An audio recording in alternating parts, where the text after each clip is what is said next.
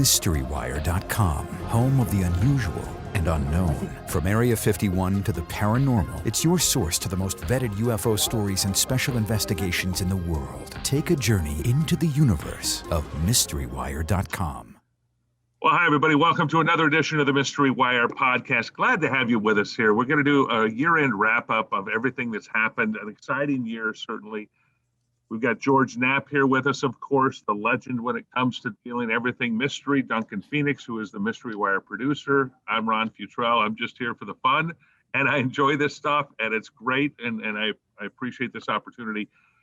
But wow, what an exciting year. George, we'll jump in with this. What an exciting year it was.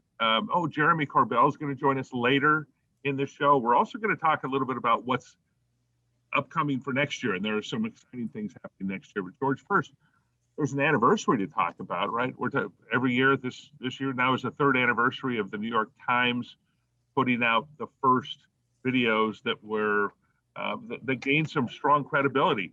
Videos that you had seen earlier, by the way. You had them and held them because you kept your sources confidential and you held them, but then you got some backup with your stuff from the New York Times. Is that a good way to describe it? Yeah, so December 17th, 2017 is the print edition of the New York Times story, and it is a game changer. It's like its effect is tectonic. It flipped the UFO world upside down. Its effects are still being felt today. I think it inspired so many other things, so many other people to come forward that I think it's hard to overstate its impact. That was the story that revealed the existence of a program called ATIP. And although there are some things that were left out of the New York Times story, and the ATIP itself was sort of a smaller remnant of a larger program, it was a very positive development for this topic, and it happened and it changed things in a way that I never expected to see after all my years of chasing this. The changes that have happened as a result of that story have been dramatic, and they're still unfolding. The revealing that there was a secret Pentagon program sort of confirmed what we all suspected, that the government has not been honest with us about this topic. They're still not being honest with us, and certainly not spilling a lot of beans. But because the New York Times credibility is so distinct, other media covered it, and then and some were critical and some were supportive. And because the news media started asking those kinds of questions about, is this a legitimate subject for study, members of Congress started asking. Most of those members of Congress had no idea that Harry Reid had engineered this program, that it had spent $22 million. And although the New York Times story about ATIP wasn't exactly correct, that was some of the most fun stuff that Mystery Wire has done, is sort of correcting the record. We've reported that the actual program was called OSAP. That was the acronym for it, that it had a much broader focus than just UFOs. ATIP, what it boiled down to was the study of military encounters with unknown aircraft. And the original OSAP program included that, but it was so much broader. Skinwalker Ranch, Poltergeist, Bigfoot, all kinds of really strange activity that seemed to happen in the proximity of UFO encounters. So that was, our ability to report about that program, I think, set Mystery Wire apart from everyone else. The kind of information that we had was unique in the world, and I think our insight really paid off, and it gave other researchers a lot of inspiration to go digging on their own. And even for the New York Times, those journalists that did that story, it wasn't a one and done for them. They've stayed on top of it. Yeah, the New York Times, I mean, over its history, you look at the long history of the Times, they have not been UFO friendly. So this was a heavy lift for those reporters, Leslie Kean and Ralph Blumenthal and Helene Cooper. They had to go through some hoops to convince their editors to go forward with the story. And I can only imagine that there's all kinds of information that was cut out of the story that made it into print, but they have continued to report on it. But let me tell you, when they bring a new story, you know it's been through the ringer, that a lot of editors have slashed and cut, and they have to have their stuff together to get something in print, because the New York Times does have high standards, at least for a story like this, a story that over the years, the New York Times has been hostile toward the topic in general. Yeah, they are still continuing. In fact, Leslie Kane, we're hoping to have her here on Mystery Wire coming up in the not too distant future, and I'm sure we'll talk about that. But you look at other stories that have popped up in the last couple of weeks. For example, this UFO photo story. Now, I don't know if you want to jump into that or not. Yeah, let's go. It's that photo. It was interesting the first time I saw it. I'm looking at it, wondering. I have no idea what it is. I don't know that anybody has any idea. But you've had some experience with these photos, similar photos that were leaked to you a while back. If you're just listening to this, let me just describe. If you're watching this, Okay. we'll put it up on the screen so you can see the picture we're talking about, the one that was released. If you're just listening to this, imagine sitting in the cockpit of a Navy fighter jet, any fighter jet, and you're looking out the cockpit, the bubble on top, and in the distance you see something. And that's the picture. It's from it's actually, I think, the co-pilot's view from the cockpit of this thing out in the distance, and that was the single picture that was released. Back in 2018, 2019, even before we put up Mystery Wire as an entity, I had been doing some reports and public presentations about the secret study, what was still going on. And 2018, there was an ongoing UFO flap off the east coast of the US. Fighter pilots, F-18s, flying out of Virginia would go out across the ocean to their training area where they would routinely do exercises and train. And they kept seeing these objects, I mean, almost daily. And I think when I first reported that, people didn't believe it, but it was true.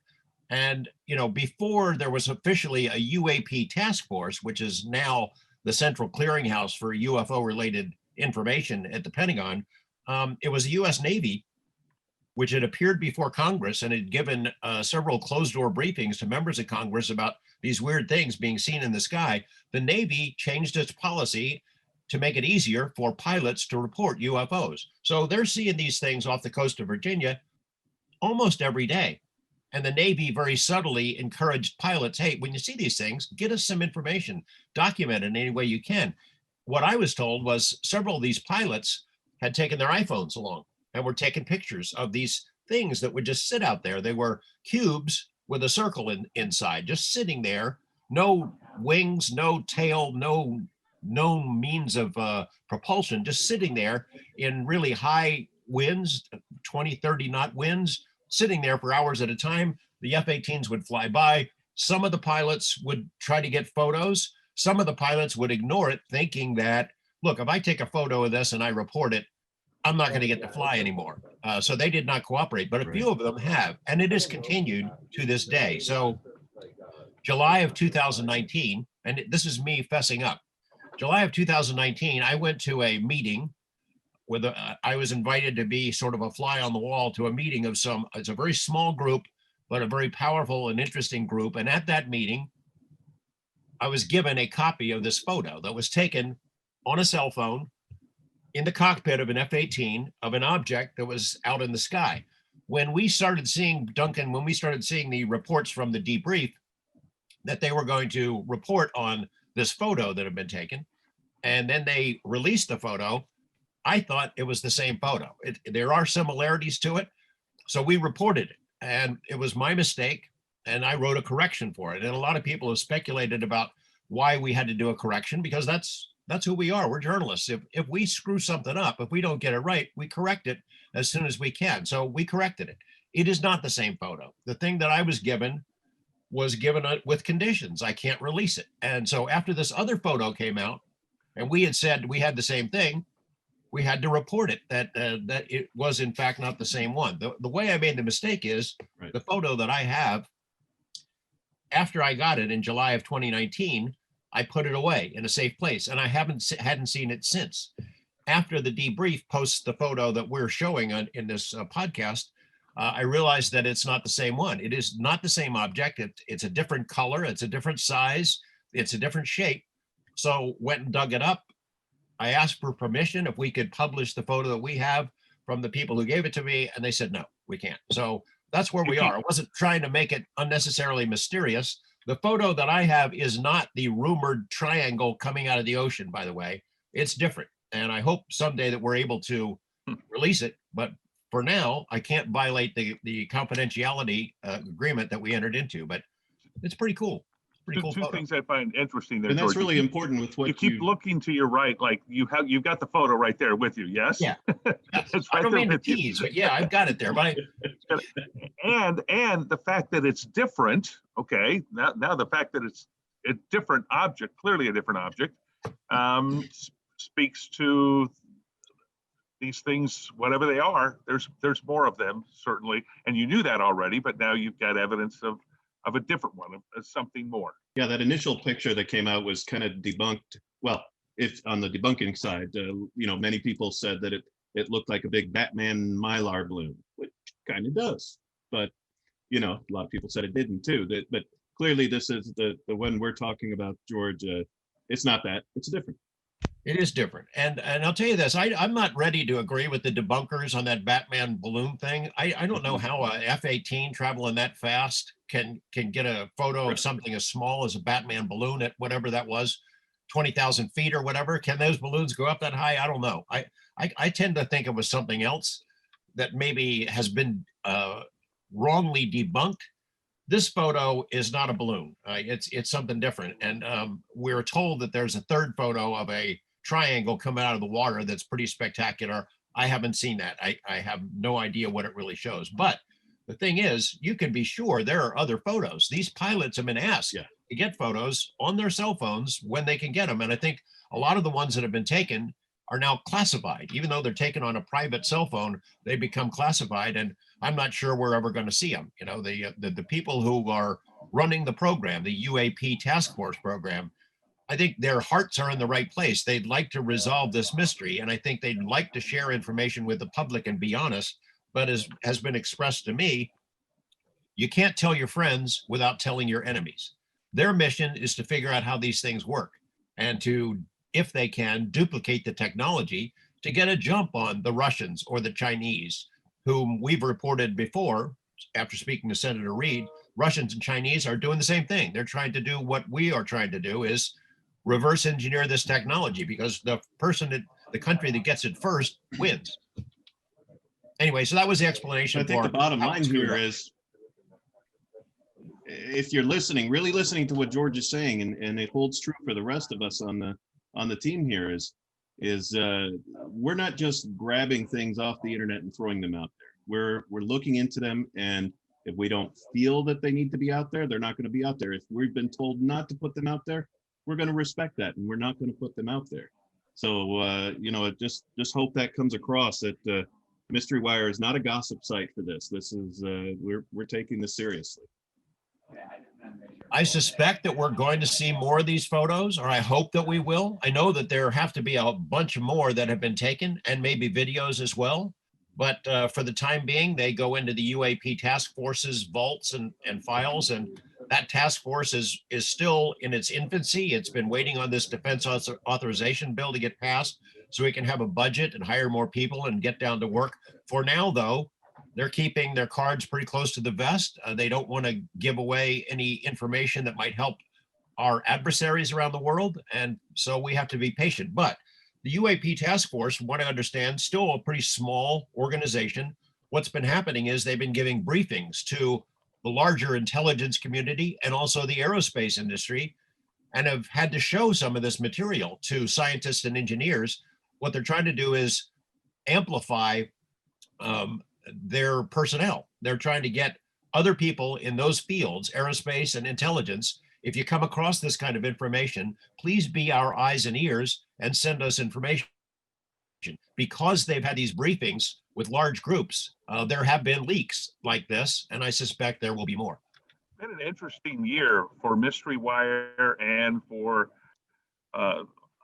just mysteries in general, certainly. And also the film world has done some interesting things, George. A good friend of yours, Jeremy Corbell, put out a movie there on Netflix talking about Bob Lazar, and going from that, an issue that 30 years ago you first brought to the forefront, and now more people are finding out about it through Corbell, through Netflix. and different productions this year. It's been an interesting year for that, wouldn't you say? Well, yeah, I think Jeremy's film came out last year, but it's still being viewed by a lot of people still who are just now discovering it. I know because I get the emails every day from people who've just come across it. Joe Rogan, our friend Joe Rogan, who invited us on the podcast. That might be my favorite story of the year, by the way, our trip to go see Rogan. Yeah. You know, he continues to do programs. He did a show a couple of weeks ago with James Fox, who produced another documentary, one called The Phenomenon, that went to #1 in the world. He brought along Dr. Jacques Vallée, one of our UFO heroes. And I think that film, which explored historical cases in a very detailed way, has also opened the eyes of a public that has not really paid attention to the UFO issue for a long time. It's brought more people into the big tent, and certainly has been a success. And I know that there are multiple documentary films in the works already. And I think that's talking about the documentaries, that goes back to, not directly related, but back to, you know, like the New York Times talking about writing about UFOs. There's more openness, more discussion, more public awareness of what's happening, and there's not that the shame involved. You know, you're not going to get scorned or even fired from your job in some cases for talking about this. Yeah, I think that goes all the way from the top, the politicians, down to us and just regular people. I think that is a hugely important point to make, is because of that New York Times story and the subsequent media attention for the topic and congressional interest, that the whole subject of UFOs, UAPs is more respectable. And because of that, more people are sort of coming out of the UFO closet. The Israeli scientists, space scientists that we're going to talk about, you know, he says 5 years ago he wouldn't have come forward. People would think I'm crazy. There are a lot of people like that, I think, who are either in the act of coming forward to tell what they know or thinking about it at least. And I think to somebody who's looking at the big picture, not familiar with the history of the subject, it looks like all of these different silos of information that are popping up all over the place are related. TTSA, Dave Fravor in the Tic Tac video, the Navy admitting it's briefing Congress, or the creation of the UAP task force, some of the interviews that have popped up online with space scientists and politicians and others. All these different silos of information are popping up, and it kind of looks like it's all part of some giant program to get us ready for capital D disclosure. I do not think that's what's happening. I think what's happening is that all these things are sort of mutually supported, that the New York Times does a story, so some other media outlet does a related story and gets new information, and that encourages somebody else to come forward with theirs. So it might look like it's all part of a giant coordinated campaign by the deep state or something. I don't think that's what it is. I think it's a whole lot of people who see that they can come forward with the information and nobody's going to blow their brains out or you know, discredit their professional integrity. You mentioned, you know, credibility and stuff, and you mentioned the Israeli, the former head of the Israeli space program. Recently, you know, he's retired. He's I believe in his 80s, if I'm not mistaken, but a very well respected gentleman. Has a long history of incredibly serious work. Came out past few weeks and started talking about UFOs and aliens. And there was a language barrier. He spoke Hebrew. The original interview is in Hebrew. The original story, a newspaper story, is in Hebrew. And then it was translated, and then kind of went like wildfire around at least the US here. George, tell us a little bit more about that. Well, again, I hinted to this a couple of minutes ago, but I think this is hugely important. Professor Eshed is not only a professor of space science, he's like the father of the Israeli space program. And while they're not putting astronauts on the moon, they have a lot of satellites up there, and they've had to do a lot with rocket engines for self-defense purposes. This guy's been right in the thick of it since the dawn of the Israeli space program. He was a general. He worked with military intelligence. So he got to see a lot of really classified, sensitive information over the years. And he's written a book about his long career as a space scientist. And about a quarter of that book deals with UFOs. He admitted 5 years ago, I would never have done this. People would have said I'm crazy, but he shared with us information, what he has learned and what he has read. The difficulty is deciding what did he know, which of these claims that he makes were based on information he saw as an insider in military intelligence and as a space scientist, and which are things that he just read in the world of ufology. That's where the language barrier kind of got has created some misperceptions. I think he made a statement, or there is a statement about a galactic federation that has met with Earthlings. Figuring out whether he actually said that or whether he read it has been a challenge. And so Jeremy Corbell tracked down the Israeli journalist who did that story to try to figure out and separate wheat from chaff. And we got an interview with Jeremy. So Jeremy, for a couple of months, you were strangely missing from social media. I must have had 100 messages, tweets, emails, texts. What happened to Jeremy? Did the men in black finally get him? They couldn't figure out where you were. They missed your voice. What was going on there? I can't confirm nor deny any details of that, George. I'm sorry at this time. No, look, the social media is something that is very useful and valuable, but when it becomes a redundant conversation like the cold bird theory, you just can't continue. I took a step back, watched everybody talk, and jumped in when I thought I could contribute something, like in this last interview. It wears you down, the kind of crap that you have to deal with on social media. Twitter. Yeah, and just answering the same questions 1,000 times over that have already been well documented. Welcome to my world. I know, 30 plus years you've been doing it. So so the whole world's been talking about this Israeli space scientist and some of the statements allegedly made by him about us being part of the Galactic Federation, President Trump being on the verge of releasing this information about aliens being real, but stepped back because people weren't ready for it. You were able to, I guess you're trying to get the professor himself, but as an interim step, you were able to talk to the journalist who wrote this article. Tell me how you found him, how hard it was to get him to talk to you, and then we'll get into specifics. Yeah, this was so out there for me, and I just got so many social media messages. I was like, okay, I got to deal with this. The problem for me was not what he said. It was the lack of reporting on the context. The original article was written in Hebrew. So let me just backtrack and say, so a man named Renan Shaked, he's the man that wrote this article, extensive interview with a man named Professor Haim Eshed. Now, what's interesting is Professor Haim Eshed, he's a brigadier general, former director of the space programs for the Israeli Ministry of Defense for over 30 years.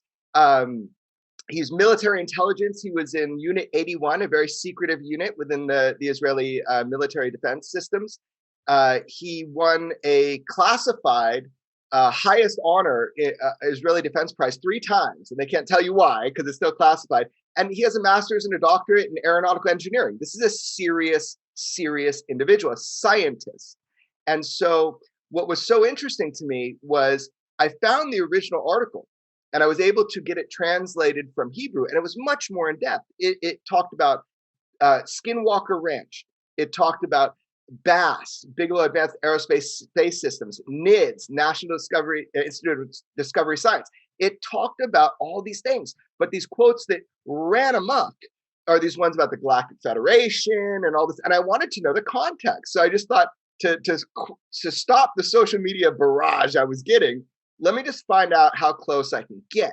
So getting a hold of the author in Tel Aviv, my buddy Mike Side, who he's a screenwriter.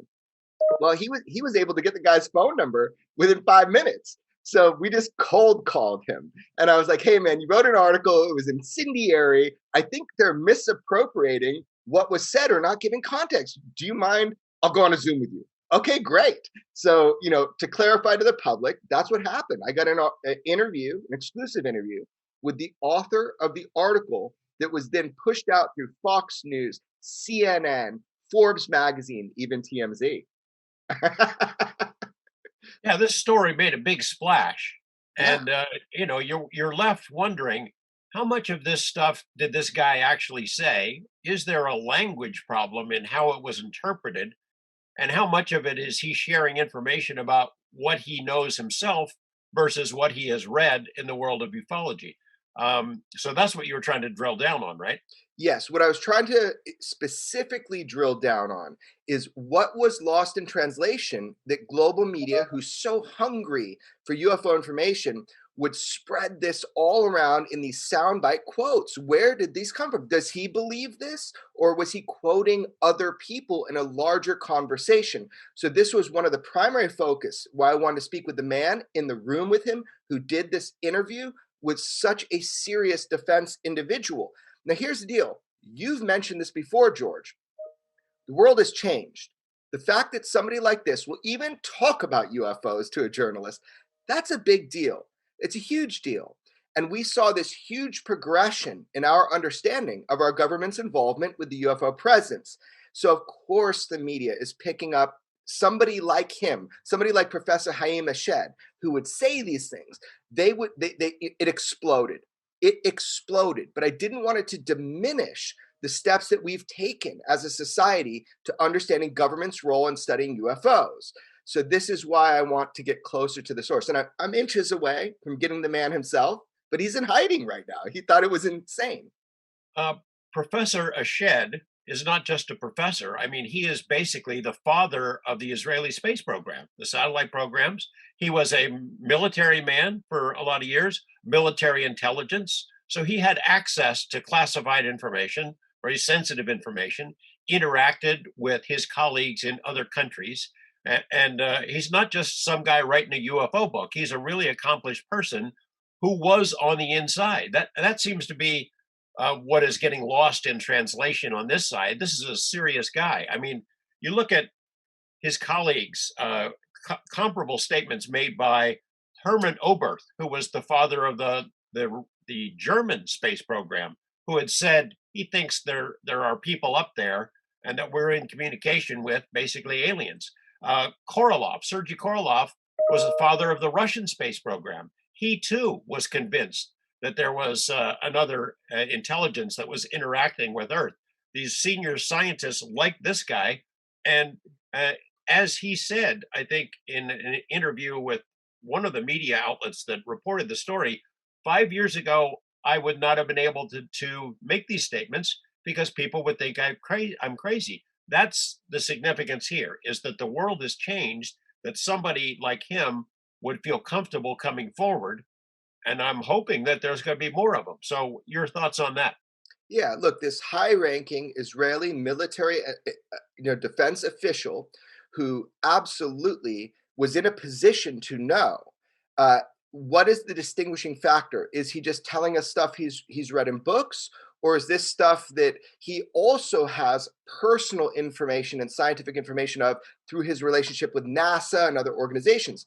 And that was answered. That was answered in the interview that I did, which is that there is information that he has gleaned and had access to that he can't talk about.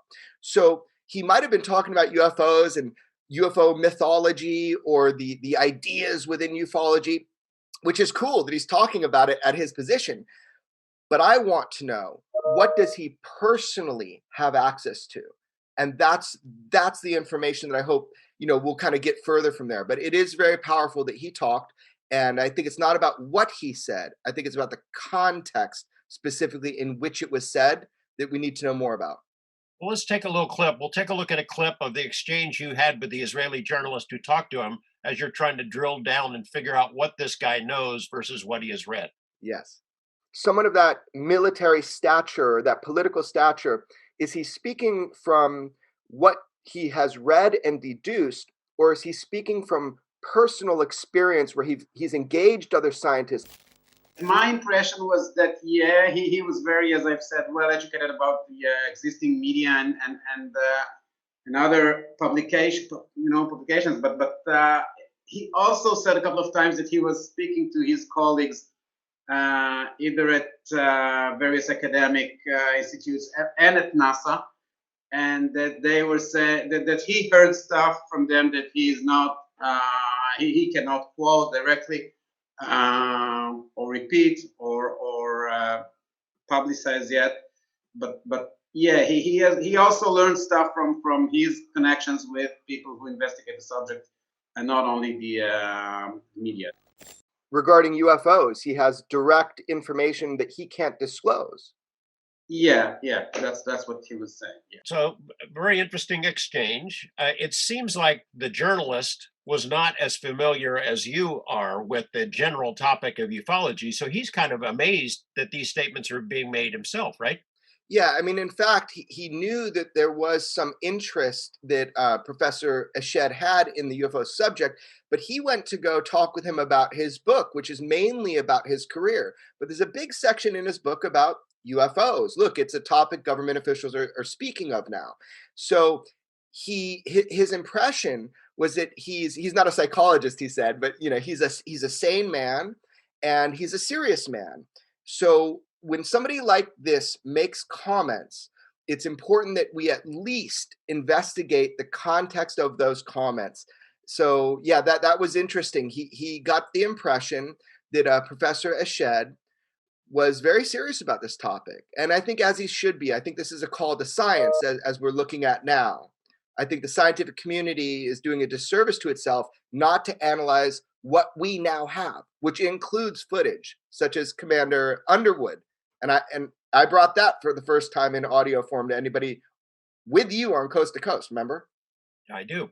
Of course, this is as predictable as the sun coming up tomorrow is. The poobahs of ufology, of course, are ready to dump all over this guy. They don't want anyone taking away attention from whatever conspiracy they're pursuing at the moment. So I've seen it on social media since the story first broke. This guy's crazy. He's talking about the Galactic Federation, doesn't know what he's saying. When obviously you're making a distinction. He is aware of those kinds of stories that have been reported in American media and has followed it. He is not attesting to some of the more outrageous statements that have been attributed to him. I don't believe he is, and I don't know yet. And so that will be interesting. Look, even really brilliant people have extraordinary beliefs, but it doesn't mean that those beliefs aren't predicated on something of personal knowledge.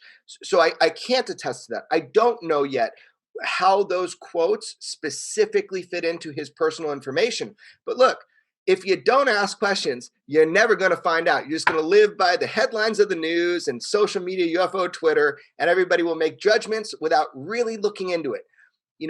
You've said before, it is our job to investigate the unexplained and not explain the uninvestigated. That's all it was. Look, I'm back in social media. I'm back working really hard. Actually, I never left, but I just stopped sharing it. And I think that's the difference. I think that when you're interested in this topic, you look to find the truth. And then luckily, I can record stuff and share it with the public. I do look forward to having a personal interview with Professor Eshed. And I do believe that will happen. It's the same thing that's been for 30 plus years is ufologists demanding that the insiders tell us what they know. All right, we know you guys have been studying this stuff. You've got the secret files. Come forward and say something. And then when they do, they get dumped on. All of them, every single one of them, from Lou Elizondo and Chris Mellon to Dave Fravor and Bob Lazar and others. Those who say they're on the inside suddenly become non-credible and get attacked as soon as they say something about their experiences and what they learned.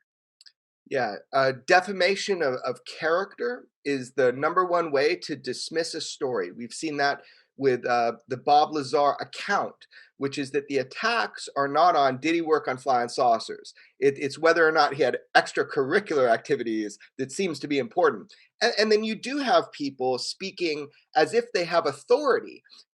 Not to get into the weeds here, but I did see a tweet from Brian Bender, who helped break these big UFO stories, although you had those stories far before the New York Times. He did contribute and help those articles move forward, which is a profound and great thing. However, he made comments on social media that the Bob Lazar case is not worth looking into. Internet research tells you so.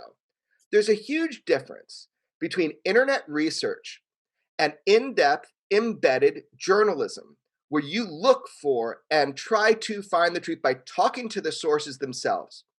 So that's what I'm trying to do. I don't think it is as valuable to rely on what you can find on the internet compared to speaking directly with the people involved. So it's as simple as that. Yeah, I get that all the time. I'm an investigator, people will say. I've been investigating this for 2 years. And by investigation, they mean I'm reading articles on Facebook and the internet that other people like me have written. That's not what I call investigation, is reading stuff on Twitter. Yeah, look, I mean, I don't know how in depth you want to get on this, but you know, people that I respect in the field of UFO investigation that do boots on the ground, like our good friend Jacques Vallée, who was just featured with James Fox on the Joe Rogan podcast for James Fox's new movie called Phenomenon, UFO movie, broad spectrum UFO movie. However, sometimes people of high credibility, they make statements about specific UFO cases that they have not personally been involved in investigating to any significant depth. And so this is a problem that we see. It is up to us to talk to people, to actually make that one-on-one engagement. And so this interview with Renan Shaked, this was the first step towards deciphering fact from fiction. What's going on with the global media who wants to report on UFOs? This is a very serious individual in Professor Haim Eshed. And so we're getting closer to the truth about it. Now, look, he might have extraordinary beliefs, and he's welcome to them. But I suspect there's something more behind it. Not every detail that's been reported, not the Galactic Federation, but the basic concept that we are not alone and that people are now willing to talk about it in scientific communities. This is something that Professor Eshed did say to the journalist, which is that now when he brings it to MIT, now when he speaks with NASA, now when he speaks with his colleagues, they're not raising eyebrows in the same way. They're taking it seriously. Is Professor Ashed aware of some of the negative feedback that the articles have generated? That the ufologists dumping on it, media outlets making fun of it. Is he motivated enough to come back and say something more? Is the question. Well, I'm certainly hoping so. That's what I'm banking on. But I know that he has shut out everybody because the barrage of media he did not expect. He did not expect that, so he's kind of gone into hiding, from what I hear. But I am inches away from getting that conversation going because I think it's an important conversation. The other thing that was interesting to me was that the journalist Renan Shaked, he said, "Look, I didn't find what he was saying to be that extraordinary. A lot of people know about what's been going on with UFOs, and they know about the government reports. This is not new information. This is just somebody of high level speaking about it openly." And I think that's the key point. We could predict, of course, American ufologists was raise hell and dismiss it or try to dismiss it. What's the reaction in Israel? Did you get a sense of whether this reporter has been bombarded? And is there pushback among Eshed's colleagues in Israel to the point where he's maybe intimidated at all? No, really none. From what I understand, he's been reached out to a whole bunch. I was lucky to just get his cell phone number, through a friend of mine. But I think a lot of people tried to reach out to him and tried to get more information. But I don't think it was within the Israeli media. I think, in some sense, there's an acceptance to a degree that there is, something beyond our understanding that is going on. He was not that impressed by this information. He says, "Isn't it well known at this point that something's going on?" I mean, that was his attitude in the first conversation I had with him. Well, I'll be sure to let all your friends on UFO Twitter know that you're reading all their comments, so that if they want to insult you, that they know that they'll get through to you. 2020 is just about over. A really crappy year. 2021 looms just over the horizon. You got any cool stuff coming? Yeah, absolutely, I do. My hands have not been idle. It is a very exciting time for the UFO topic. It's unprecedented in the sense that, and this was part of the argument on the Joe Rogan podcast. Joe was saying, "Hey, this is a different time. You have officials that worked in the programs, such as our friend Eric Davis, who said, craft of unknown origin, not made on this earth." That's a big deal for people to be saying that openly. So Joe is arguing that this is a new era, a new time, and it was not seen the same way, but by others that he was speaking with. But I agree with him. It is a different era. It is a different time, and I'm excited to see what's happening next. And Rogan gets credit for helping change the narrative too, change the environment because of this, him returning to the UFO subject because of the Lazar film that you produced, that you directed. Um, he's helped change the game and raise public awareness, hasn't he? Yeah, that's really interesting. He admittedly went through a phase of, like we all do, where you're just like, oh, this is garbage. It's so much garbage. I'm done. I'm done with UFOs. And he told me and said it publicly that my movie flipped his script on it, that he re-engaged in it. And I'm glad he did, because what he's doing, he's not professing anything. He's opening the dialogue back up within popular culture in a powerful way. And I'm so grateful for that. Besides private conversation, publicly, he's made an effort to hear people out. And I think it's really good. All right, well, keep us in the loop. I mean, maybe even you and I could work on something together in the coming year. Hey, man, it is my honor and privilege always to be able to stand on the shoulder of a giant and do, film work with you. I think that you and I both know that there's a lot in the pipeline, a lot that people will be learning about the UFO topic and the government studies of UFO topics. So, I think 2021 is something to look forward to when it comes to the mystery of the UFO presence. Well, good job getting the journalist, and full speed ahead on trying to nail down the professor to talk to you, and let us know if you get him. All right, sounds good. And tell everybody on social media, being kind is gangster, because look, we are all on our own path. We're all on our own journey. But just sitting back and commenting on what other people do, it's not as good as doing something yourself. Everybody can and should contribute, even beyond just social media. Anyway, thanks for your time. Yeah, I'm sure that comment changed the whole tenor of what will happen on UFO Twitter. Anyway, talk to you. Glad. Okay, so I think we're going to hear more from this guy. I think that Professor Ashed is not happy with how some of his statements and parts of his book have been characterized in Western media. He's been reading the stuff on social media and newspapers who kind of poke fun at him for this Galactic Federation stuff. And I think that he is chafing to say more. And I hope that some of us, Jeremy, us, Coast to Coast, whoever, are going to be able to get a direct interview with the professor sometime in the coming year. That would be pretty cool. Okay, another That one would of be very nice. yeah, that would be that's one of the sort of fun stories we saw this year, George, was towards the end of this year. The monolith pops up in the Utah desert, and then let's see, we had one on free. Oh, there it is. Duncan's got one of them. I've got one. Yeah, Duncan It's my has. remote. Well, okay, that's close. That's pretty close. It's a darker one.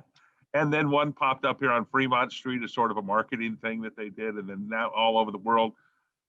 What's going on with these things? Is this just some guys having some fun, playing a gag? If so, it's a pretty good one. Duncan, you worked on that a lot. What are your thoughts? Okay. Yeah. So going back to the original, the Utah monolith, as it's become known, was found by Highway Patrol. Was up doing aerial or assisting with aerial surveys of bighorn sheep, which there are thousands, if not millions, of them around Utah and Nevada and the mountains. While they're doing this, they see something shiny in more or less a larger slot canyon type area in extremely remote Utah. It turns out it was near Moab.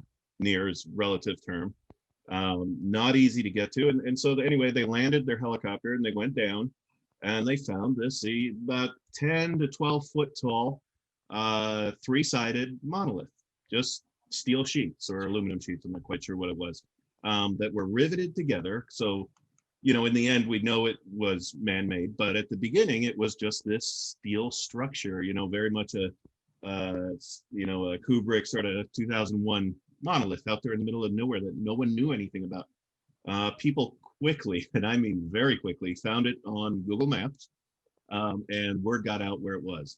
And then the gates were open, you might say, even though there are no gates there. People started showing up to this. It was an extremely remote place to get to. People had to hike in about a mile if they were able to get there. But the people who saw it in person were, even though there was quite a few that made it there, only a handful really saw it in person, because within, I believe it was 5 or 6 days from it actually being discovered, it was gone that quickly. It turns out there were some locals in Moab, some extreme extreme YouTubers and Instagram guys that do a lot of slacklining and base jumping and stuff. Well, they didn't want people out in the desert, ruining it, driving off road, leaving waste, including human waste, all around. And everyone has their opinion on that, and it is what it is. They didn't want it, so they went out there and they tore it down, which of course led to another round of speculation of who it was, what it was. So that one was gone. In the meantime, when that one was either there or not, another one popped up in California. That was quickly photographed and torn down. That one was torn down by a strange group of people. They, of course, recorded themselves, because everyone does that these days, it seems, recorded themselves tearing it down and screaming about how they don't want aliens from space or Mexico. It was very, very odd. And anyway, they recorded it, got torn down. Another one popped up in Brussels, I believe, or Germany. And since then, and you said the one on Fremont, since then, there have been over 24 at least that have popped up around the world. In the end, what is it? It seems like it was an artist collective that did this a few years back. 2016, I think, is what they estimate the Utah monolith to have been built. Sort of the bigger debate is, should public art like that or art like that be out in, should it be put into, this is a Bureau of Land Management, BLM land is where the original Utah monolith is. That's public land, so it's government funded, but public use land. But that is then a private piece of property that was set there, and they actually damaged the rocks. And there's big debate over whether that sort of thing should be out in public land. But in the end, at least the Utah monolith, not alien, not for a movie as far as we know. It was there, it was gone. It's now a part of the zeitgeist, you might say, and it will live in infamy, along with the dozens of others that have popped up around the world. I think it's awesome. It is some sort of an art project. It was put out there. It was sitting there for maybe a couple of years before it was discovered, kind of like Arthur C. Clarke, the monolith that was on Mars, waiting to be discovered, shown in the 2001 movie. And I had read an interesting piece from an authority on Kubrick, Stanley Kubrick, the director, and he's sort of appreciative of what this was. And the fact that it is not explained, that they don't tell you what it is or why it was put out there, is perfect. It's perfect. It's like a Rorschach test or a blank slate that you see your own meaning into it. I remember reading a quote from Kubrick about, they were asked about the monolith in the film and what it means. And he said something to the effect of, well, what if Leonardo da Vinci had written on the bottom of the Mona Lisa, the reason she's not smiling is she has bad teeth. And he explains, why he had painted the Mona Lisa. It takes away your own ability to ponder it and think about it. So as an art project, I don't know if they anticipated that it would spread like this, but it was brilliant in that sense. And you can read into it what you want to read into it. It went to Romania, the Netherlands, Paraguay, of course, Florida, all over the world. It was in social media memes, a lot of jokes that were pretty funny.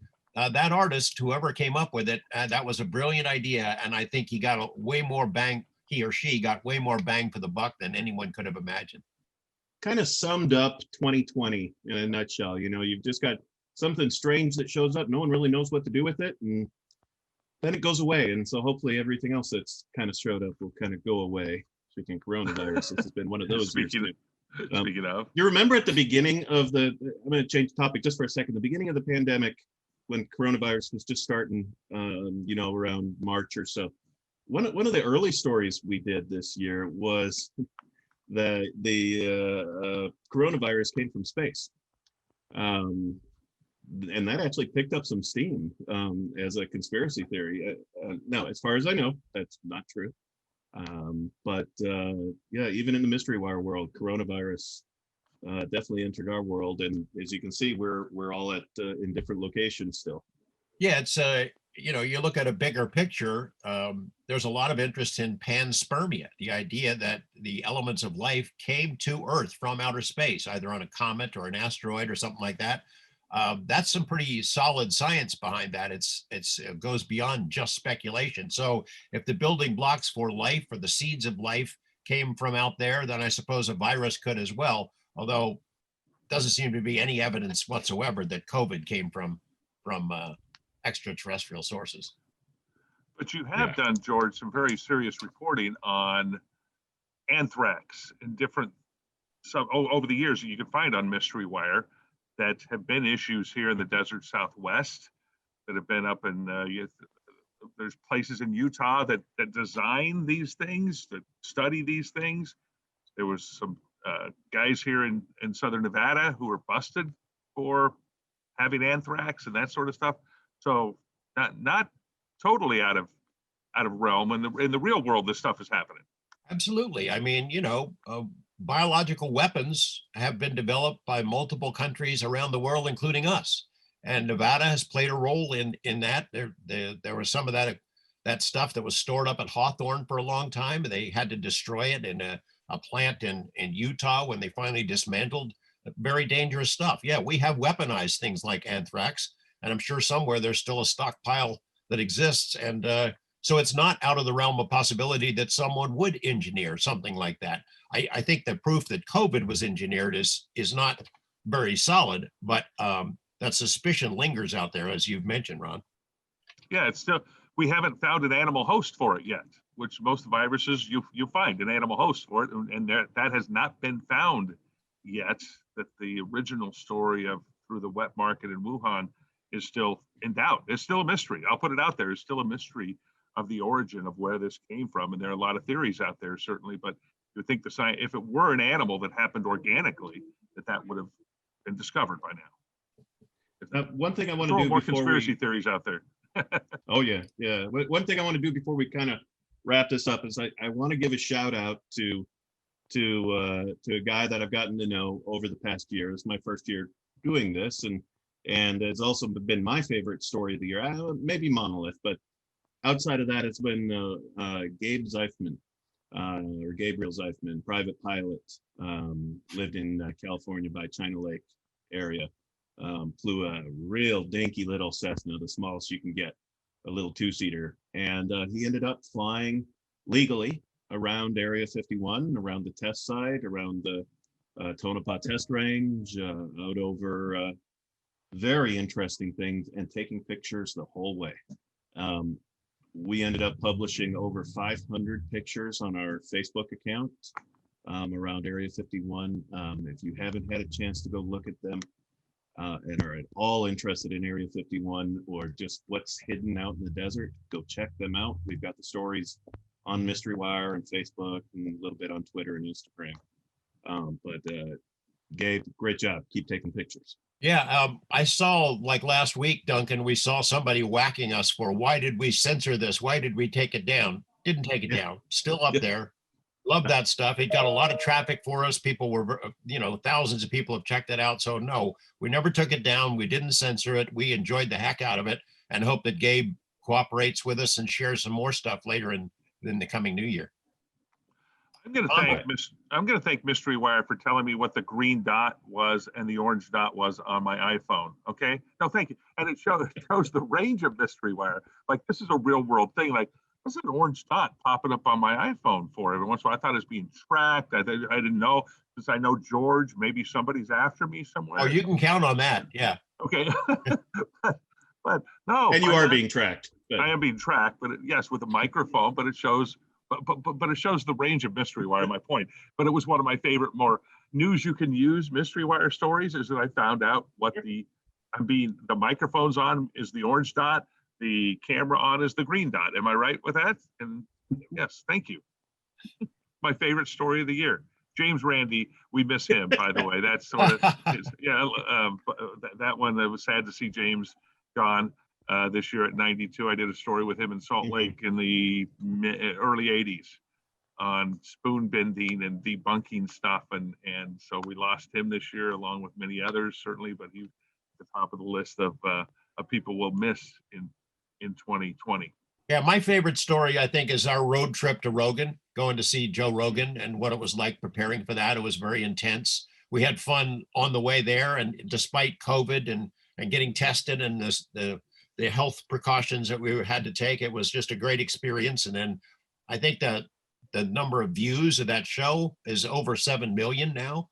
And we got a lot of Rogan fans who came to Mystery Wire as a result. So that might be my favorite. I think I love our long form interviews, you know, so we do these interviews. Some of them are archival, things that I had done years before. Some of them are new interviews, but things like with the first interviews with Harry Reid about OSAP and ATIP, Lou Elizondo's first big long form interview, sit down, and multiple follow-up interviews since then.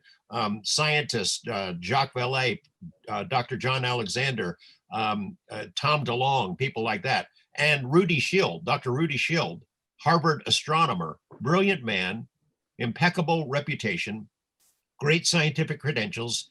He's been interested in the topic of close encounters for a long time.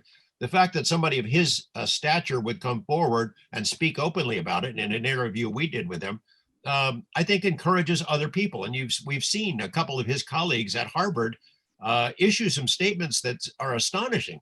You know, the idea that asteroid might be an interplanetary ship. I forget what the name of it is. It's Umau or something like that. But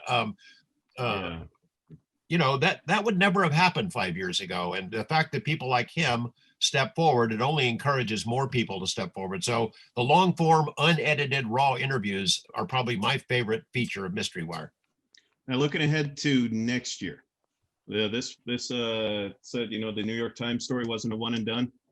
This year wasn't a one and done for us. We're going to keep going, and we have some things in the works, some things we can tell you about, some things we can't. George, are you able to give us any little hints? We got something really big coming in January, and it's going to make international news. It's going to make some waves, I think. It's a name that people will know immediately in association with one topic, who will be sharing with us things that he has learned about an entirely different subject. And if that seems mysterious and vague, yeah, well, I'm guilty of that. But that's coming in January, and it's going to be really cool. I expect there was going to be more photos released, leaked from within the ongoing UFO study. The UAP task force is going to get its budget. It's going to be able to hire more people. It's going to be able to do boots on the ground investigations more than what it's doing right now. It's kind of treading water, I think, right now, trying to analyze the information that it already has. And it's reaching out to, as I mentioned, the intelligence and aerospace communities, hoping that they will help provide information from cases that comes across their desert. And I think we're going to have more whistleblowers come forward in 2021. People that maybe we would never expect to be experts on this subject. I mean, we just saw in the last couple of days, former CIA Director John Brennan come forward and talk about UFOs. And he hinted in very vague but enticing terms that he thinks there's other beings, that we're going to find out more about other beings. Doesn't call them ETs or interdimensionals or time travelers, just very vague. But the fact that he, who was right there in the middle of things and got to see every classified sort of a document that he wanted to see, would talk about this is, I think, encouraging for the future. Yes, definitely. I'm looking forward to the Christmas star, December 21st. Okay.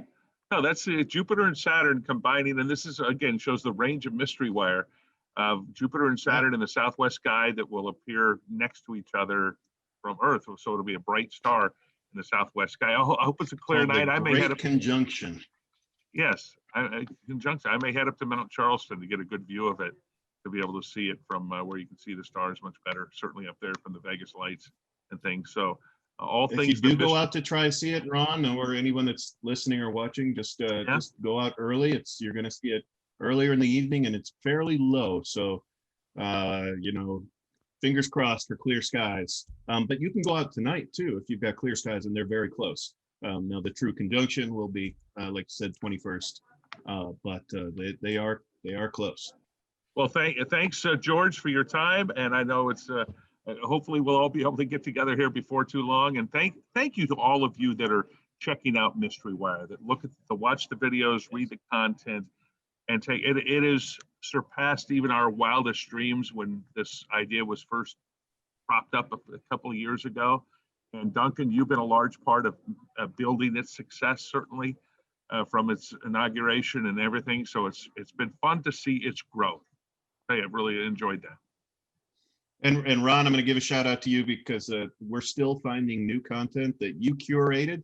Oh, good. From George's content that we haven't even scratched the surface of. You gave me a stack of papers and some videos about that thick, dealing with true crime and mob stuff that we are going to be doing more with. You might have noticed us doing more with that. That's to come in the new year too. It's all over the place here in this building. A lot of hard work has gone into this. We've got a lot of that stuff here in this building that people need to see, people want to see, and there's interest out there. So, yeah. With that, for George Knapp and Duncan Phoenix, I'm Ron Futrell. Thanks for listening and watching, everybody, and expect many more great things through 2021 with MysteryWire.com. Check it out. Thanks for watching. Merry Christmas, everyone, and Happy New Year. Talk to you later. Merry Christmas. MysteryWire.com, home of the unusual and unknown. From Area 51 to the paranormal, it's your source to the most vetted UFO stories and special investigations in the world. Take a journey into the universe of MysteryWire.com.